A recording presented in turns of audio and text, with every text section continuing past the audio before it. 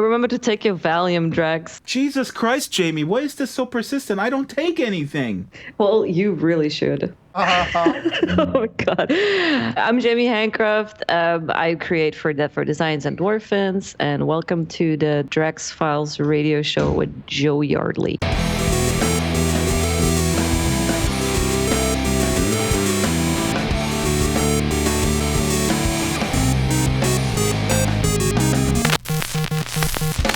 The next time you post something, imagine me sitting next to you and think, would she slap me or not? All right. Hello there and welcome to the Drax Files Radio with Joe Yardley. My name is Draxter Dupre.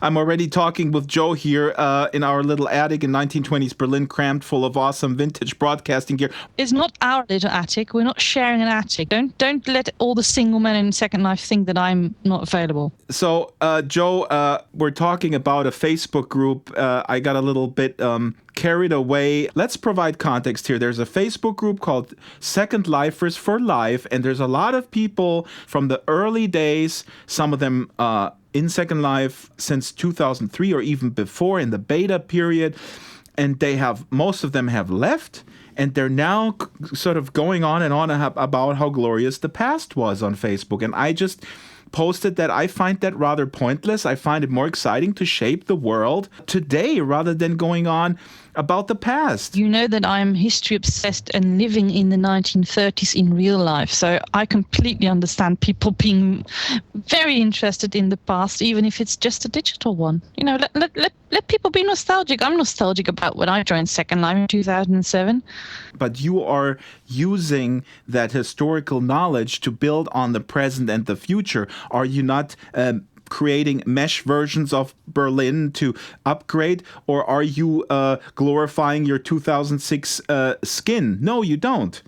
Well, to be honest, I think my skin is from 2007. Oh, Joe.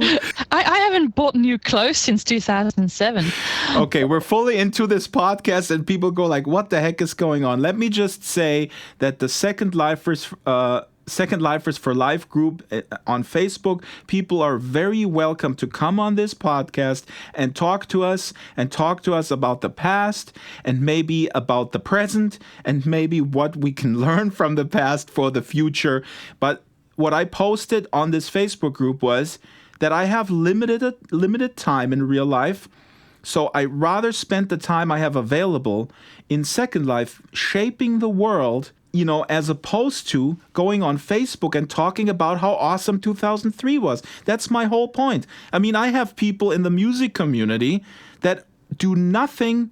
They haven't recorded a song or anything for years, but they still go on, oh, remember 1986? I mean, this reminds me of Napoleon Dynamite with the uncle living in 1982 in his mind. And he wants to go back to 1982 because it was so awesome. You do realize who you're talking to, right? The most modern bit of music in my house is a gramophone record from 1947. Yeah, but Joe, look, there's a difference between glorifying something that you were involved with and then sort of saying, the well, 1930s were so cool. My point is you are doing something very active with your love for that period in time. You are doing something very active and shaping the digital world to bring this period alive.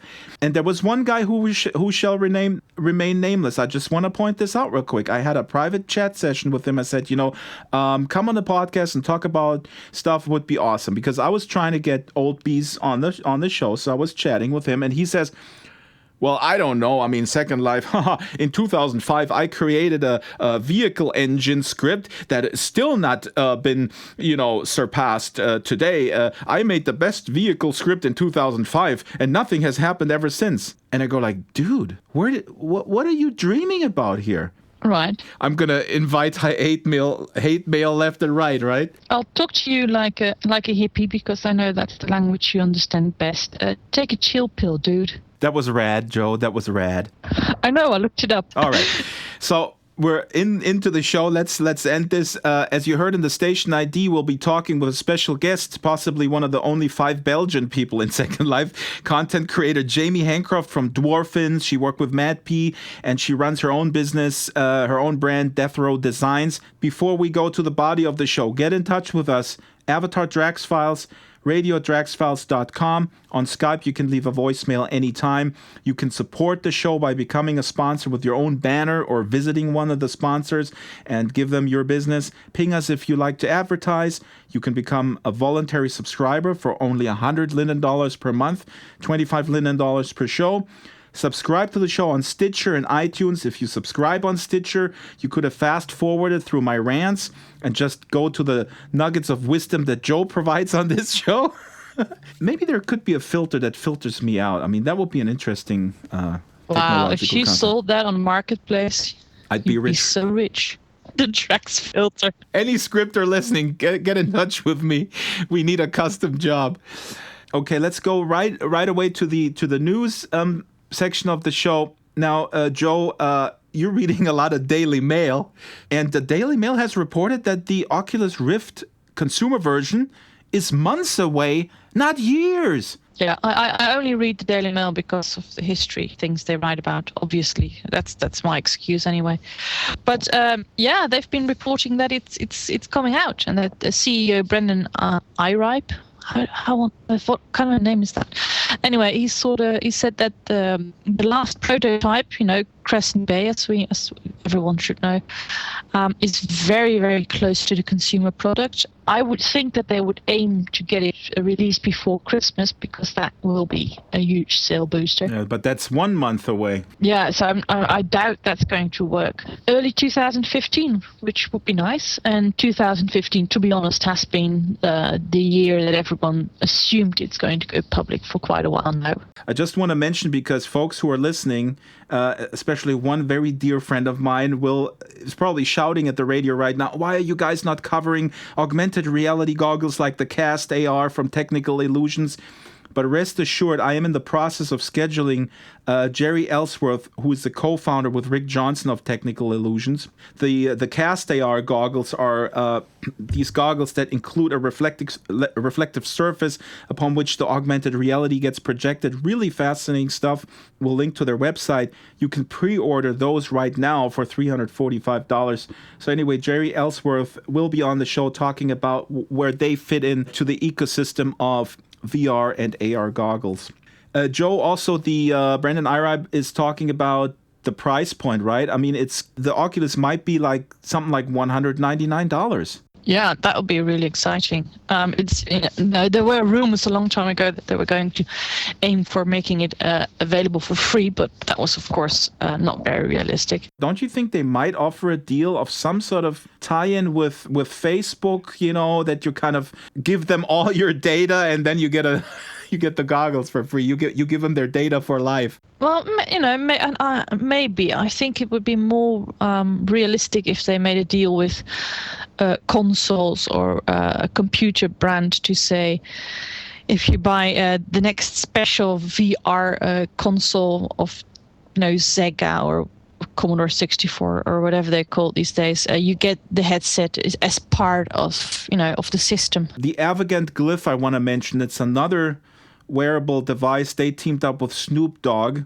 I thought Snoop Dogg is now Snoop Lion, but maybe he went back to Snoop Dogg. I thought it was a pet food brand. But Snoop Doggy Lion is on board promoting the Avegant Glyph, which is also able to pre-order it for $499, and it's going to come out in the first quarter of 2015. They got about $10 million investment secured. The Avegant Glyph is interesting. It's more, I think, a consumption device. It's headphones, and then you can flip it down and then become a visor, and you can use your existing smartphone to play games with the touch controls. So it just projects the smartphone onto the visor, and you have to use the controls of the game, whichever game you're playing on the mobile device. So it's quite different than the Oculus, but depending on what you have available on your mobile device in terms of game or virtual worlds, or second generation virtual worlds, let's say, or maybe SL Go, then you can just use it with the Avegant Glyph. Yeah, it's an interesting system, but I know maybe I'm just shallow and narrow-minded, but I want to completely use it for Second Life, and I want to be able to build and do all the things I do on my laptop, and we're not there quite yet. No, I think it's also, I mean, you're not the target also, I think, because the Avogant is more for the mobile worker, the efficient, productive person that is constantly on a train from a meeting A to meeting B, not somebody. The only mobile device I have is my bicycle, so that's not going to work. VR education, Joe, did you see this video about a group of kids, I think it's elementary school or middle school in the Czech Republic? You see an entire classroom with oculuses, leaps. Rifts, you got it. Rifts with leaps. This is what we've been talking about pretty much from the beginning, combining the Oculus Rift with the Leap Motion technology. That is where we're going, and it is really exciting. And of course, the education is my thing. That's what I think. That's what I'm obsessed with. So I really, really love seeing it used for this. People have to watch the video. We'll link to it. But this project is called The World of Comenius.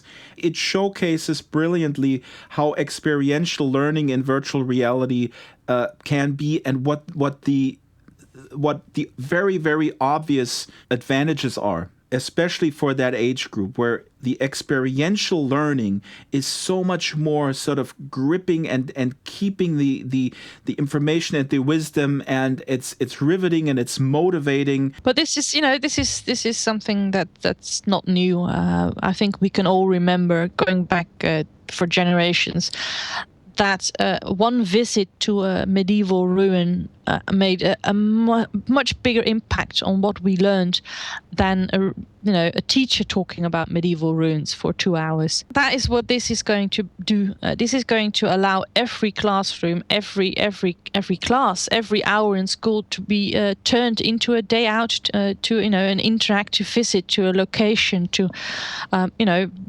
be there, be on board the Titanic when it sinks. Be in a volcano while the volcano erupts. Yeah, exactly. See history, experience history, immerse yourself, go inside the human body and look at what it's like being inside a heart. Biology, history, geography.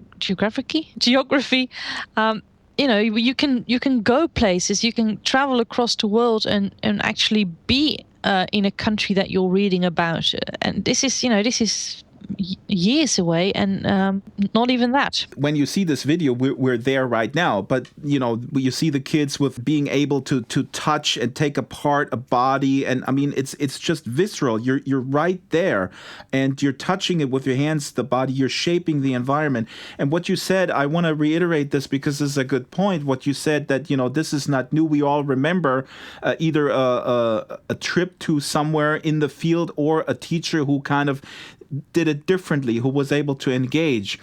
And this is a topic that is so near and dear to my heart, because here where I live, there was recently a measure passed on the ballot, and it passed for $18 million to purchase basically testing software. And it was billed as sort of, technology, 21st century learning. But all it was is handing over money to companies that automate the learning process. They're not using technology to unleash creativity. They're using technology to keep the kids in line, which is really tragic. And let me tell you, I mean, you know how I am. I've been relentless sort of pushing back against this. And I always preface it with, I had many conversations. I said, you could do so much awesome things. Do you know about Oculus Rift with Leap? Do you know about virtual reality? And I always talk about you. Then, I'm doing this podcast with Joe, and she has 1920s Berlin, and you can step into it. And as you know, as you can probably imagine, most people's eyes glaze over at that point, and they go, yeah, but we need that automation software to test and get the scores up. And I want to just say, no, we need this technology in combination with teachers who can engage those kids, not keep them silent. I don't know. I mean, I think that maybe that's a bit arrogant, but I think that I can build a sim that is interesting enough, that will allow visitors to learn the things that they have to learn to keep the score up, I agree. Schools need their funding. That will make a lesson about, for instance, 1920 discipline fun and interesting, even if your teacher is the worst, most boring teacher in the world. That is what's going to make VR education so exciting. You're going to be at home, you're going to be at school. It doesn't matter anymore how bad or good your teacher is, because you can go inside a world and experience something and learn something, and if you love it, you can go home and try it again or try more of it, and forget about how it's done now. The entire education system is going to be thrown upside down the second VR education goes global and full time. All I'm saying is active engagement and unleashing creativity versus keeping your head down and being sort of in the hamster wheel. Let us know your opinion in the comment section. I think this is about how can we use technology. Technology is agnostic. It's about us human beings. How can we use it and so that we control it and it doesn't control us. That's my main point. Back to our little outdated virtual world called Second Life. We have something new, Joe, that I don't understand. It's called HTTP pipelining. Yeah. So that I'm asking you because you're the tech expert on this show. Apparently Second Life is a lot faster now because of this thing. Yeah. I've been doing a lot of reading and trying to figure it out, and to be honest, I'm still not quite sure what we're talking about here. But apparently it's just a different way of feeding the textures, the traffic that is needed to show us our textures and meshes, by speeding it up. A more kind of efficient and smart way of basically delivering the information through those narrow pipes that bring the internet into our home. Listeners, explain it to us. We don't claim that we know everything, but also we'll have Monty Linden, who is the head of that project. Monty Linden will be on the show next week, and will explain to the non-tech folks among us the details. Thank you, Monty Linden. Let's just summarize. The pipelining viewer is release status, and Linden Lab is also asking for your feedback. How is the Second Life experience? Has it improved? What has improved? So isn't that brilliant? I mean, we could not even imagine a couple of years, BE, before ever. Oh, Joe, that is just brilliant. Yeah, BE. But seriously, not only is Linden Lab communicating with us, but they ask us for how things are going, if we can experience improvements. On the blog post, on the forum, we have several Lindens, including the CEO, getting involved with the people and asking them and answering questions. And that is something that was unimaginable not that long ago. Yeah, it was unimaginable BE. But now that I have my BA, my Bachelor of Altberg,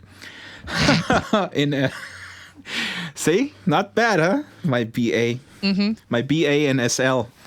Alrighty. This is kind of out of context, but we're going to link to it on the blog post. The Pierre Almadar, who is the founder of eBay, the billionaire founder of eBay, maybe is still in Second Life. He was an early investor in Linden Lab. And Gawker has a kind of a hilarious kind of slideshow with really, really old screenshots where Pierre Almadar has his avatar, who is a tattooed guy, is running around the grid. To be honest, the question is he still in Second Life? That would be... On Flickr, I've not seen any photos past 2007 when everybody was on Second Life. Right. Now, anything else before we go to Jaimy Hancroft? Yes, there is the Open Sim conference, conference.opensimulator.org. If you go to this website, it says, please help us build an open platform for an open metaverse. So the Open Sim conference is happening this weekend. It's organized by our sponsor, Avacon, and the Overt Foundation. It's a nonprofit organization that manages contribution agreements for the Open Simulator project. Now, OpenSim, what validity has it, if any, or is it more important than ever in the days of, SL 2.0 coming and high fidelity and all that stuff? Speaking of high fidelity, Philip Rosedale will be speaking at the Open Simulator conference. I'm not a user, but they have a few things that are absolutely fantastic. And to be honest, I think that Second Life could learn a couple of things from them and should adopt a few of the things that they're doing. But yeah, in the end, perhaps it's a bit sad, but I really care about getting lots of new people visiting my sim in Second Life, even if it's not about the money. I've got this. I want to share. I want to show this to as many people as possible. And if nobody ever visits, it's just me. You and the NPCs, but again, I mean, the discussion that I think we need to be having is who is going to control the metaverse. And again, it brings me back to what Facebook, whatever they're building with Oculus, and I like to see something that is open and governed by the people, ideally, or at least something like that in the mix. For example, Tony Parisi, our guest, the creator of VRML, who is now an advisor at High Fidelity, he's very adamant in stressing the fact that the web is the metaverse, because you can already do stuff in WebGL. With the Oculus, you can create little spaces, little experiences. So maybe the web is the metaverse that is just sort of hiding in plain sight. But now let us introduce our guest, Jaimy Hancroft, a super talented designer and business owner. She designs dwarfins. Dwarfins. I have some frozen dwarfins in my backyard. They died of hunger. She worked with... yeah, I let them die.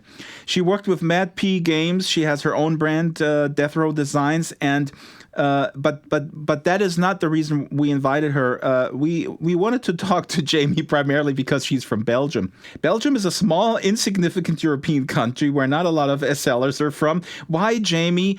First of all, thanks for coming on the show, Jaimy. But now tell us.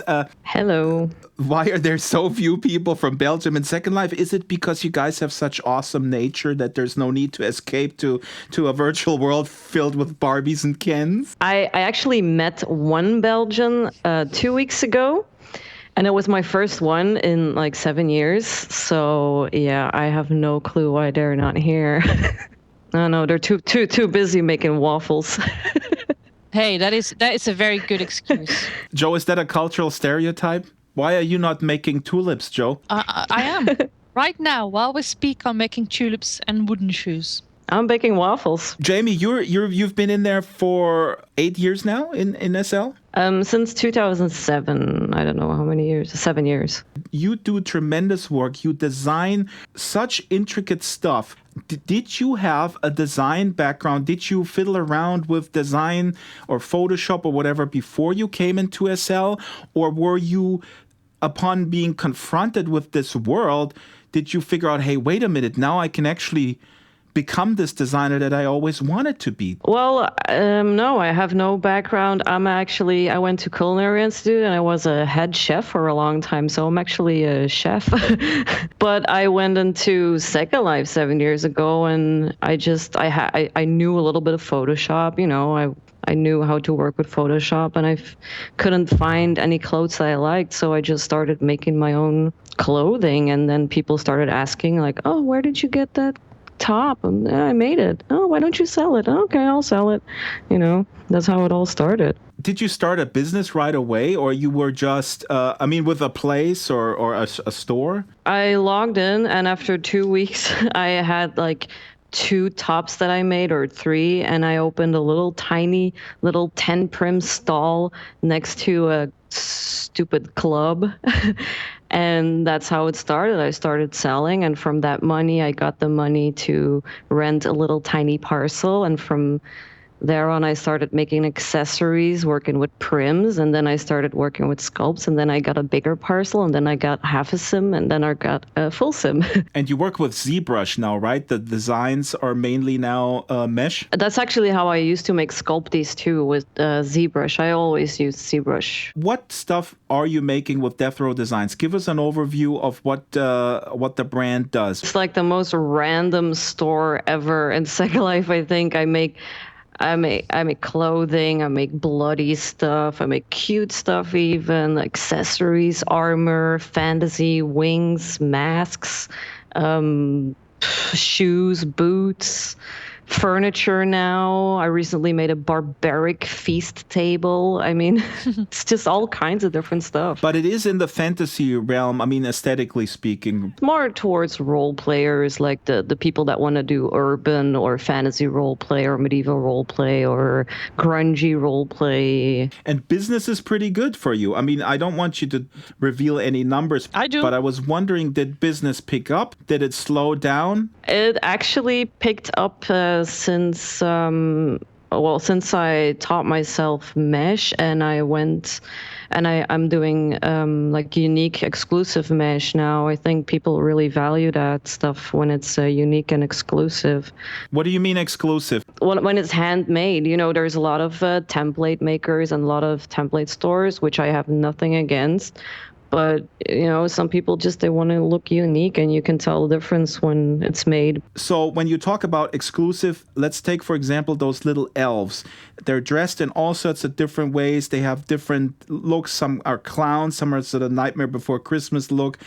These are all basically handcrafted. Yes, and I have a speed video uploaded, I think, on YouTube where you can watch me create them from scratch, from start to finish.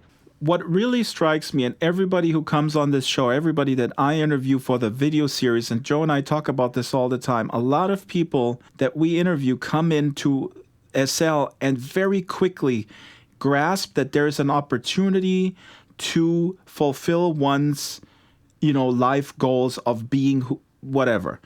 In your case, a designer and a businesswoman in that regard. And you said earlier you came in, and 2 weeks later, you had a couple of tops that you were already selling. It wasn't really my intention. I mean, it was just, I was just going with the flow. I just, okay, well, I'll just sell it. I didn't really look into the future like, oh my God, I'm going to be this businesswoman. I'm going to be, you know, I never ever expected it. It just kind of came by itself, I guess. But my question is, when we look at the fact that tons of people still sign up every day, whatever the numbers are, 400,000 per month, and they leave within 5 minutes after they look around and say, well, I don't understand, this is not for me. Why do you think that is? Why did you stay? And why are so many people not kind of grasping the opportunity, frankly? No, well, I mean, I also play Second Life. I also, you know, enjoy role play and everything. There's just some people that don't like it. This is really a world for role players and people that enjoy looking at art and stuff that's made by other people. That's what fascinated me. It's all made by people, by the people that are in Second Life. And you have those kind of people, and then you have the mindless shooter up Call of Duty, I want to play this game and kill creatures and zombies kind of people. But you can also do that in Second Life, so I don't know. Second Life takes a little time for you. You gotta take time and explore. Mm-hmm. And maybe for some people it's too slow, I think. Or you also have to just get lucky and find something to do, or someone or some place that you actually like. Exactly. Because if you go the wrong way, you can spend your first 5, 6, 7 hours in Second Life walking around not seeing anything worthwhile or anyone interesting. That we have to accept that. But I always ask the same question because it's, to me, still a conundrum, but we already kind of answered. I mean, it is for a certain type of person that has sort of a creative bent, and someone who wants the Call of Duty, very fast-paced, shoot 'em up. Maybe it's not for them, although, like you said, Jaimy, there is something like that. I want to just tell you, I was at the computer store last week, and the computer guy who was fixing my computer, a really nice guy, and he is familiar with Second Life. He has an avatar. He went in there, he checked it out several times. And he tells me, you know, Second Life is so weird, man. And I said to him, what do you play? And he said, oh, I play Battlefield 4. And then I said to him, you know, dude, that is weird to me. If I can choose between a world where I can do whatever I want, I can shape it, I can maybe even sell stuff, I can look around what other people do, I can step into other people's minds, that is not weird. What is weird, to spend days in a game that was designed by someone else where you can't do anything other than what they will let you do. I can enjoy a very simple shooter like the next 12-year-old, no problem with that. And, Second Life has a lot of weird stuff in it. So, he's right. But he was referring to the concept. He was not I know what you're saying, Joe. The idea of going somewhere where you can do whatever you like and where you create, in a way, your own game. That's just not everyone's cup of tea until they actually stumble onto something that they really love. When we look forward to SL 2.0 and what Linden Lab is cooking up now, do you guys think that the overall number of people that can be potentially enticed to get into something like SL, where it's so free, where you can create stuff, maybe that number is just limited, and maybe it's a pipe dream of Philip Rosedale when he says, it's going to be 1 billion people. Maybe that's all a pipe dream. What do you guys think? Maybe that market is just limited. Maybe people just don't want to use that freedom, even if they would be given it. I don't know. I think there's a lot of, if they make it as good as they say they're going to make it, there might be a couple game developers that are going to be in that new Second Life and create games in Second Life, like what Second Life did with the new gaming immersive experience. Exactly, and stuff. the experience tools, yeah. I like that. I went to the cornfield and I was slashing zombies and everything. It was awesome. It was really cool. You didn't have to click on anything. And I think some kind of game developers are going to come in here and create awesome game. Dwarfins is a game too. It's a game within a game. And I think there's going to be more like that in the future. Yeah, maybe Linden Lab should look into making a nice, fat, juicy deal with, the guys who create Battlefield 4 or Grand Theft Auto. Yeah, exactly. I mean, if Grand Theft Auto was something similar to Second Life, a lot of people would love it, of course. I mean, it's not that crazy an idea, because technically Grand Theft Auto is just an open world where you can pretty much do what you like. The missions are there, but who cares? Everyone. I mean, just wants to shoot stuff. If Grand Theft Auto was something where the people could make all the clothing for your gangster avatar and the people could create all the content for it, it's basically the same thing. I mean, Second Life is that, but it's so much more. It's more open to. Imagine if you could, as an outsider, if you could log on to Second Life, say, I want to go to the Grand Theft Auto 4 sim. You arrive there, and it is not that very different from Grand Theft Auto, except, of course, it's free. And you can bring your own avatar, and you can change the cars. Exactly. And, you have much more freedom. That might be very, very interesting for both Linden Lab and for the guys who make Grand Theft Auto. I think there's a big future, especially with the graphics being a lot better now in Second Life, and then all the improvements and the virtual reality, the Oculus Rift, everything. I don't get why people are raving about 2007 Second Life.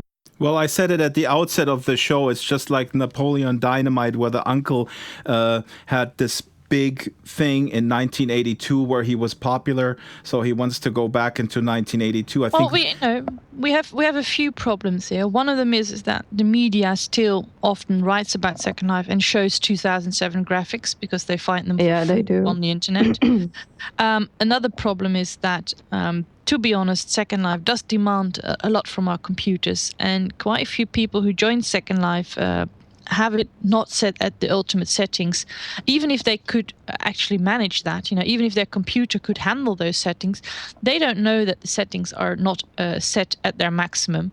And they're running around and they're not seeing the shadows, they're not seeing the wind light, and those little things make a huge impact. So there are a few reasons that sort of explain why a lot of people still think that graphics in Second Life aren't very good. And when you get into a discussion with them and then you show them screenshots from what it looks like on a pretty decent computer, they suddenly go, whoa, really? That is Second Life? And then suddenly the difference between what we can do in Second Life and games from, let's say, 2 years ago, maybe even 1 year ago, the difference becomes a lot smaller. I want to talk about, with Jaimy, a little bit about what you think makes your business successful versus, because you guys are also talking about people who are kind of maybe stuck in the past, and there's no shortage of disgruntled folks that somehow blame everything on Linden Lab. And I'm certainly not a Linden Lab apologist. And Joe and I, we're critical about certain corporate decisions. But there's a lot of people who basically say, I'm paraphrasing, I'm summarizing, well, I would be super successful if it weren't for Linden Lab, who ruined everything. I would be the number one brand of XYZ in Second Life. And then I always point out, but look at Jaimy, look at these guys. These guys are successful. So what's the key to success? The key to success is just, you got to treat it as a business, of course, which I never did before until recently. But you have to treat it like a business, but also as your hobby. You got to appreciate your customers. It's all about giving back, spending time. It's not like a real world business. It's when somebody asks you something, don't be rude to them. Just have a little chit chat with your customer. They love it. And it all depends what you create, to which audience you create it for. There's so many events these days, and I think it's actually a good thing. I don't like all the deadlines, but I think shopping in world has gone up a lot since all the events and everything, and marketplace has gone down for me because of all the events. That is really interesting. That's a real interesting phenomenon, because people were complaining about marketplace, that it would siphon off the in-world shopping. But you're absolutely right. As long as the shopping experience in-world is like, even if it's a cool sim or something, or if it's an event. A couple of years ago, in-world shopping barely existed until they introduced all these events. And I think it's a good thing. And that's the community that did it. It's not Second Life that did it. You have to do something to come up with ideas to make your store better, your event better. You can't always depend on a Linden Lab to, make stuff better. The marketplace, seriously, it sucks for merchants, because it is really hard to update and everything. There's vendor systems like Casper Vend. They do a much better job than Linden Labs. Casper Vend and all the other vendor systems are better products and better systems than the Linden Labs one. Linden Labs singular, by the way, sorry. Yeah, you can't always depend on Linden Lab to, be there to improve everything. You got to do stuff yourself. But it is very interesting when you hear a shopkeeper or even a sim complain about how difficult things are and how it's impossible to make a profit and how they have to close. And then you go there and you see that their shop hasn't been updated since 2008. These days, there's also the social networking has got is a lot bigger than it used to be like 3-4 years ago. Now you have to be with your store. You have to be on Plurk. You have to be on Facebook. You have to be on Flickr. Do the social networking thing. You have to do posts everywhere to keep up. Both of you guys are really great examples of actually really leveraging these other social networks. That is really something that impresses me that both of you guys do, and something that is, it's not rocket science, but you just got to do it. And a lot of people who complain that their business is not working, Joe, you're absolutely right. Either they're not doing it in-world or they're not doing it social networking-wise. And I want to point out one thing that you pointed out, Jaimy. I just want to reiterate. It seems to me, and we go back to this over and over, these are kind of old-fashioned mom-and-pop store kind of values, that you talk to the customer, that you're available, and that you're not this huge anonymous mall where nobody's in, and where you just say, hey, customer, go in and buy and give me the money and then get out of there. Mm-hmm. Yeah, you have to stay connected. You have to stay connected to customers, and you have to stay connected to other designers too. Keep up in the loop and what's going on and what's the newest fad in Second Life, because there's fads in here too. No kidding. The gotcha fad. It's also basics. You also have to look at. Sometimes you have to look at it as if it is a real store. My father used to work in advertising, and everything you see in a shop has been thought about. When you enter, the things you see first are the things to lure you in. You go to Second Life shops and stuff is just randomly thrown in the shop in boxes. Some shops don't even have one example rest of a piece of furniture, so you can try it out. And sometimes you go into a shop or even into a sim and you think, I'm not surprised that you're not doing very well. And it's not nice to say, but sometimes they just don't put in the effort. These days there are all these events, and you can, all the events have websites or WordPress websites, and you can apply for the events and get some recognition and get the word out there. You just have to update your store a lot. And I have to update mine for ages now, but I can't even find the time.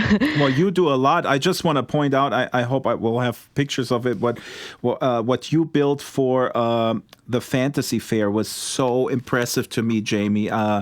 This can you describe it? It's this Escher, almost MC Escher-like tower with staircases going up. It was inspired by the Lord of the Rings, Minas Tirith. It was called the White City, and it was built for Fantasy Fair, and I did it to honor my dad. It was absolutely amazing. I have to get some photos on the blog about that. And that was for the Dwarfins store, right? That was for the Dwarfins, yeah. I recently redid the we're talking about updates. I recently updated the Dwarfins. When you teleport in, we had people, complaining about, we can't find this. So I had to update, and now when you teleport in Dwarfins, you see everything, it's there. You have to keep updating and updating and updating. Real quick, because we haven't mentioned the Dwarfins. What are the Dwarfins? They're little breedable thingies. Why would I want to buy them and spend tons of money on food for them? What's wrong with people who do that? It's more, I see of it as more as a game, because Dwarfins do a lot. You can, you don't just buy food for them. You grow your own food. They have a little garden where they garden. You have to water your garden. Yeah, you can harvest potatoes, and you can also have a fishing pond, so they fish, and you can make like fish and chips. You can send your stuff to the pantry online, create a recipe. They mine up buildings. They mine up blueprints for buildings. Or they mine up gold, and with that gold you can buy other items too in the store. There's achievements, there's so much stuff. There's interactives. They walk up to a keg and they fall over drunk. Right now we're working on a brewery, so you can brew your own ale and rum and wine or whatever, and it'll feed your Dwarfins. I was just, of course, playing devil's advocate here, because the Dwarfins are much more than just simple breedables, and they really bring a sim to life. If you're into that fantasy aesthetic, then this is. You create your own world within a world. Have they ever considered making the Dwarfins except looking like regular avatars? Because if these guys didn't look like dwarves, but like regular folks in 1920s clothes, I'd be having them all over Berlin. We have rigged avatars, and every time we have a limited edition, we release them as rigged avatars. You can walk around as a dwarf too and role play as a dwarf. But I think Joe is asking, I think this is a great question here, that the technology behind it, the scripts that are behind it, that would be actually a real big market. They would replace a lot of bots and alts and all those things that you have. For instance, in my sim, I think I've got 4 non-player characters, and all they do is pretty much sit somewhere and sleep. Oh, yeah. because they're regular avatars, they're bots. The idea of having someone walking around my sim, getting into a bar, having too much to drink, and then harassing people and falling over, and I'd love that. Well, that's the amazing work of Dante, our scripter. He's awesome at his scripts. I don't know how he does it, but yeah, he brings the Dwarfins to life, and that's how they do what they do. Dante, if you're listening, there is a huge market that is that you can tap into, which is to create NPCs for roleplay communities such as 1920s Berlin. It would liven up the entire scene to get a bunch of drunk adults, vomiting all over Hotel Adlon. Do it now, Dante. Do it now. Let me ask you here a bunch more questions before we run out of time. Jaimy, our guest, Jaimy Hancroft, women in business, what would you say? Why are there so many more?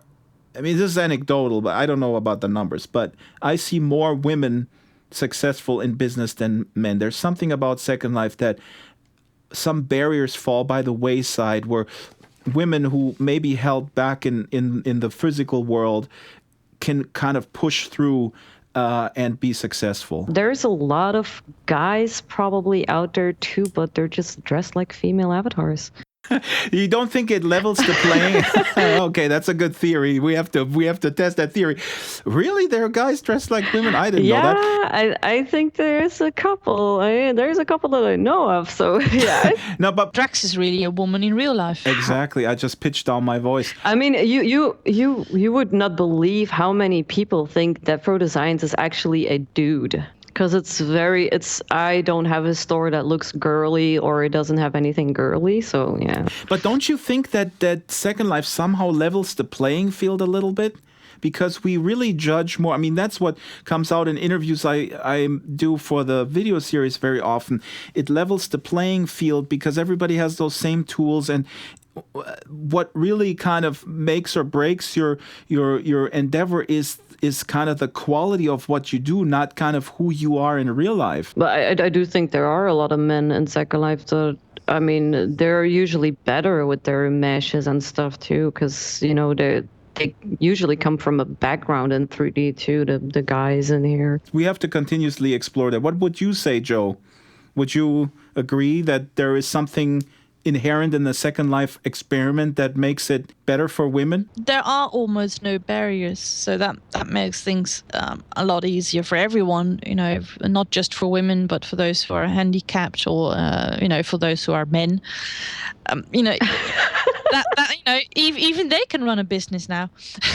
But I find it very hard to judge this at all because, you know, I used to be in the film and television business, which was a very male-dominated business, but I never had any issues there. Maybe because I'm a really good, you know, I've got a really good right fist that I can punch people with. But also because most of what we do is not face-to-face. We don't go into board meetings, you know, all those things where the lad culture matters, you know, where boys and men help each other out. That sort of doesn't really exist that much in Second Life. Right. Let's talk about SL 2.0. What would you guys advise Linden Lab if you were the Linden Lab advisors? What has to change in terms of their revenue model? Let's talk about the land model. It's pretty clear that land is too expensive. And Joe, I know your opinion. Let Jaimy speak first. What would you recommend Linden Lab do? Do you have any idea how they could make money, but then at the same time make land more affordable so that more people can become landowners and be part of this game? Land is it is expensive. I mean, for like if you're a resident and stuff, that they could do something where regular people can. I mean, they hand out Linden homes now for premiums, but it's such a tiny little house. Let's forget about Linden Homes because it's too small. There's not enough land prims available. When you zoom out, it looks like Auschwitz. It's like a lot of little tiny cabins. I mean, people don't want to live there. They have to make it a little bit more open and nice, and have people have their own little land when they become premium. Maybe Linden Lab could make money via a sales tax and give land away for free. Something like that. Or charge a one-time fee for the client, like Minecraft is like $10, and then that's it. Oh yeah. That could be something interesting. It's a tough decision that I don't envy them having to make at some point. With the new technology and the new servers and all the new stuff, land is already cheaper than it used to be. So, you know, they're still charging 2007 prices. What do you think? How should they then make sure that the revenue flow to Linden Lab is secured so they can run the thing? Where should they get their money from? Well, I think that their strongest asset at the moment is their economy. They've got a strong virtual currency, which is a rare thing. They are already making, I think, quite a bit of money on Marketplace, because I think they get a little bit of linen from every sale there. And as Jaimy said, if they, for instance, would make a nice juicy deal with Casper, who is a lovely chap, and get his vendor system and make it a global system, where you can get to use these fantastic vendors that automatically put your stuff also on Marketplace. That makes everything very easy. But again, every sale you make, 1 or 2 linen, not that much, goes to Linden Lab. That all adds up. So I think they're looking into that, making a little bit more out of that. And of course, they have to make being a premium member much more interesting. Get rid of the Linden homes, but give them a little bit of land somewhere in the sky where they get the illusion of privacy. Give them something that makes being a premium member actually interesting, really interesting. For instance, SL Go for free, or a nice discount on top of that. Then you still have free membership, but it becomes more interesting to become a member, and that is a regular income. Let me ask you, Jaimy, finally, before we go, what do you think about the welcome experience? Do you have any ideas for our Linden Lab listeners who listen to this show and take notes? Because we're so smart and we have everything figured out. Well, I went to Social Island, and you just don't drop people in there. Don't Linden Lab, if you're listening, don't drop people in there for the first time. You can see first day avatars raining in there, because it's one of the first lands that you go to. You have Learning Island and you have Social Island. But I mean, there's a bunch of weirdos standing there. I mean, people preaching, and one is holding a burning cross. I mean, let them. I mean, like the featured events and the editor's picks in Second Life. I love those. Yeah, why don't they let them teleport right? Just let them teleport in there and just have a tutorial on the viewer itself, and then let them explore those nice sims, but don't let them teleport in those weird. No. I mean, and the safe hubs. I sometimes end up there when my sim crashes and I forget to get out. The safe hubs are not safe. I go there sometimes and I help out first day avatars. I actually go there and I welcome them. I help them out. I kind of pimp them out and stuff. That's nice. That's very Christian of you. It's very nice. Yeah, I know, right? Yeah. Because I really feel sorry for some of them that TP in there, and the first experience is Social Island. It's oh no, Lord, no. If you combine this with either a tutorial online that Joe has proposed in the past, where you already kind of know the basics, or you have a HUD-based tutorial, then you can safely put people right away into the really cool content from the destination guide. So it's actually really the solution to all these problems, theoretically. Or you can, when you first teleport into Second Life, they should make choices, what do you like, fantasy, sci-fi, and when you click on sci-fi, you get teleported into in silico. There's in silicone or the Star Wars sim that looks so awesome. I mean, let them teleport in those kind of sims for the first time. They'll be amazed. They did that in 2010, I believe, around that time. With the portals. And that didn't work either. I tried it out. Yeah, but they were nothing like what they should be. You have to tell people, you have to give people a choice and give them a couple of choices and then teleport them there. I mean, with the portals, you're running around, you have no idea what you're doing. Then there's a gate that says history, and you bump into it, and then suddenly you are somewhere in a sim where you can buy old shoes. I mean, what? They have to do this little form that you fill out right before you're not even in Second Life yet. You have the black screen of Second Life, and there you have to fill out, this, and you teleport. Your first destination is what suits you best. Put them somewhere in a nice empty little skybox where they have all the time, where there's privacy, they're alone, they can take their time to experiment with their avatar, change their avatar, And there is a little button that flashes that says, if you're ready to go explore, click here, and then you see the destination guide. And then there's a little dwarfin with my voice who says, hello, how are you? Where's that Drax filter that you were talking about? Welcome to Second Life. Install the Drax filter here.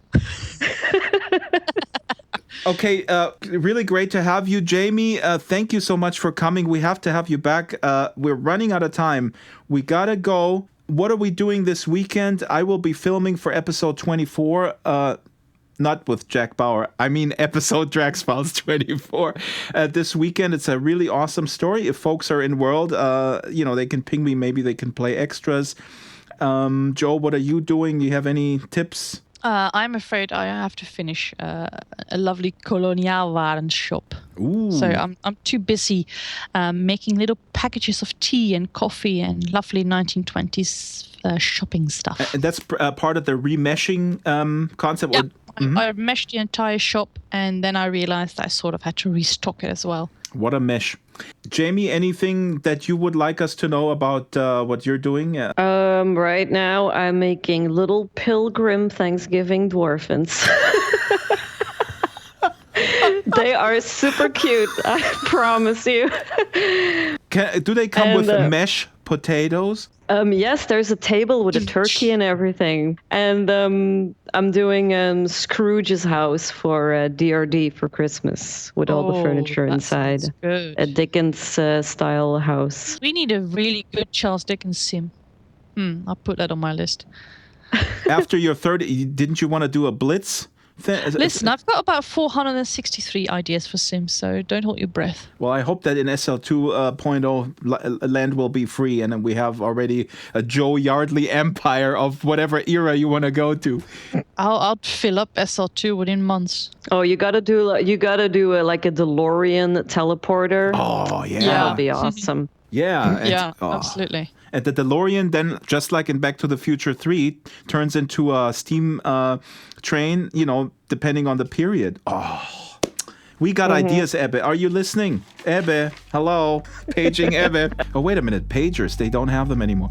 All right, guys. Thank you so much. Goodbye, Joe. Auf Wiedersehen. And we're going out today with Joyce Bettencourt, a.k.a. Rhiannon Chatnar in SL, one of the women who runs Avacon, and she's going to tell us a little bit more detail about what's happening at the Open Simulator Conference this weekend. Bye, guys. The Open Simulator Community Conference takes place this weekend, November 8th and 9th. It's an annual conference that focuses on the developer and user community creating the Open Simulator software. When Linden Lab open sourced the viewer, Open Simulator was created by a group of developers as an open source project off of that to create an open source virtual world platform. The conference itself is an annual conference that focuses on the developer and user community creating the Open Simulator software. And the conference features 2 days of presentations, workshops, keynotes. We actually have Philip Rosedale, who will be coming in to keynote. He'll be coming in to talk about High Fidelity, his latest project, and also, his thoughts on things like identity and currency and latency and all these kind of broader issues that transcend not just High Fidelity, but into other kind of metaverse spaces and platforms. At this point in the conference, we've sold out, but we do have registration still open for kind of streaming tickets, so you would be able to watch any of the channels. We'll be streaming all the content that we can, so you'll be able to watch any of the keynotes or any of the other tracks on our site if you go to conference.opensimulator.org. Open Simulator really is the only open source metaverse platform that exists, so hope to see folks at the conference. The Drax Files Radio Hour with Joe Yardley is a weekly production of Basic Drax Entertainment. The show supported by Leap Motion, SL Go By On Live, Stitcher, Bot Girls Identity Circus, Carvel Design, Vika Creations, Humanoid Animations, Escapades, Botanical, Death Row Designs, Angel Red Couture, Fallen Gods Incorporated, Blue Moon Enterprises, What's Next, Avacon, and Landscapes Unlimited. Contact the show via Skype, DraxFiles, Avatar DraxFiles, or email radio@draxfiles.com.